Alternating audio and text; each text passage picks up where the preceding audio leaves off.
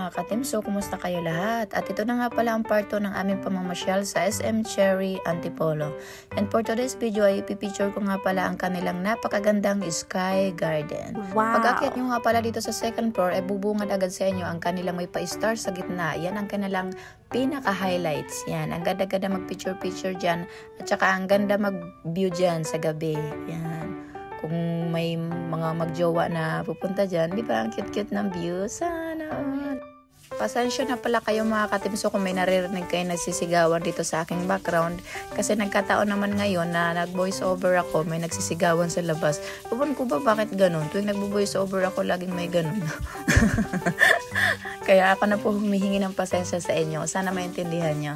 At yan ngang tsababa na yan yung pinaka-exit dyan sa second floor. Yan, yung mga nanay na binabantayan yung kanilang mga anak kasi marami talaga naglalaro dyan. Yan. Yung mga oras nga na yan ay mag-aalas 6 pa lang dyan ng gabi. Yan. At ito naman ang kanilang Pau Park. Wow! Pasensya na nga pala kayo kung may naririnig man kayong tumutulo ng tubig. Hindi po sa amin yon, sa labas yun.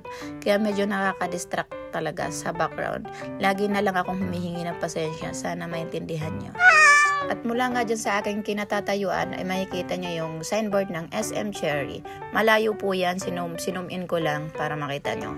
At yan din yan, yung may mga kulay-kulay na yan. Yan yung pangalan na Sky Garden. Yan. Diba? Nakita nyo? At dito naman po ay pwede nyong turuan ang inyong mga alagang pusa at aso. Magtalon-talon dyan. Cute-cute.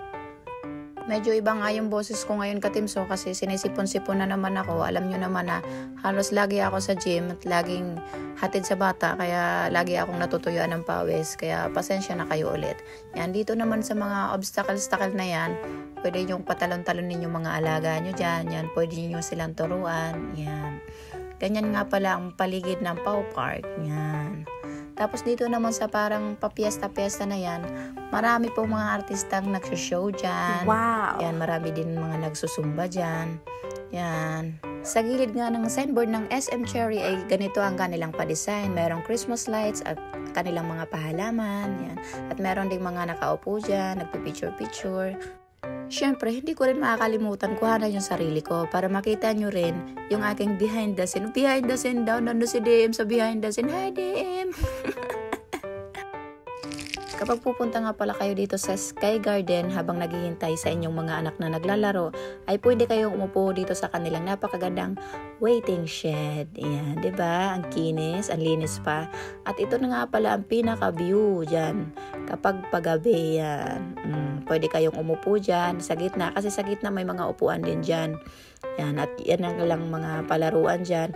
Maliit lang pero maganda at saka malinis.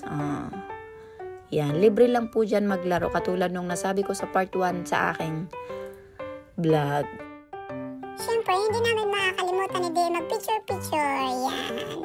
Sarap kaya mag-picture-picture. Sabi ko kay DM, mag-picture muna tayo DM bago tayo umuwi para meron naman tayo magandang ala-ala bago tayo matulog. So, yun lang mga katimso. Dito ko natatapusin ang aking vlog. Ingat sila at God bless and see you!